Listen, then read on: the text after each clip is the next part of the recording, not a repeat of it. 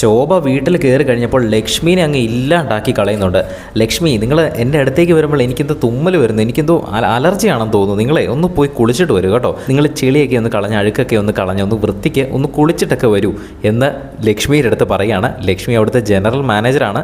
Living ഏരിയയിൽ ശോഭയും അതുപോലെ ഷിയാസും എല്ലാവരോടുമായിട്ട് സംസാരിച്ച് കഴിഞ്ഞ് ലക്ഷ്മി അവിടെ ജനറൽ മാനേജർ ആയതുകൊണ്ട് തന്നെ നിങ്ങളുടെ ക്ലീനേഴ്സ് ഒക്കെ ഞങ്ങൾ നോക്കിക്കോളാം, റൂമൊക്കെ നല്ല നീറ്റ് ആൻഡ് ക്ലീൻ ആക്കി ഞാൻ തരാമെന്ന് പറയുന്നു. ആ സമയത്താണ് ശോഭ അതിൽ കയറി പിടിച്ചത്. ക്ലീനസ് ഒക്കെ ഞങ്ങൾ കണ്ടു, റൂം ഇപ്പോൾ ഞങ്ങൾ കണ്ടിട്ട് വന്നല്ലേ ഉള്ളൂ, അവിടെ ഒട്ടും വൃത്തിയില്ലല്ലോ, ആദ്യം നിങ്ങൾ പോയി ഒന്ന് കുളിക്കുക, നിങ്ങളെ അഴുക്കൊക്കെ ഒന്ന് കളഞ്ഞിട്ട് വരാൻ ആ സമയത്താണ് ശോഭ പറയുന്നത്. ലക്ഷ്മി അന്നേരം ഒന്ന് സ്തംഭിച്ച് പോയി. അപ്പോൾ ഉടനെ തന്നെ അനുമോളെ ശോഭ വിളിച്ചിട്ട് നിങ്ങളുടെ മാനേജറിനോടൊന്ന് കുളിച്ചിട്ട് വരാൻ പറയൂ, ജിഎമ്മിനോട് കുളിച്ചിട്ട് വരാൻ പറയൂ എന്ന് പറഞ്ഞ് അനുമോളെ ആ കാര്യം കേൾപ്പിക്കുന്നു. അപ്പോൾ അനുമോള് ലക്ഷ്മീനെ അങ്ങ് മാറ്റിക്കൊണ്ട് പോകുന്നുണ്ട്.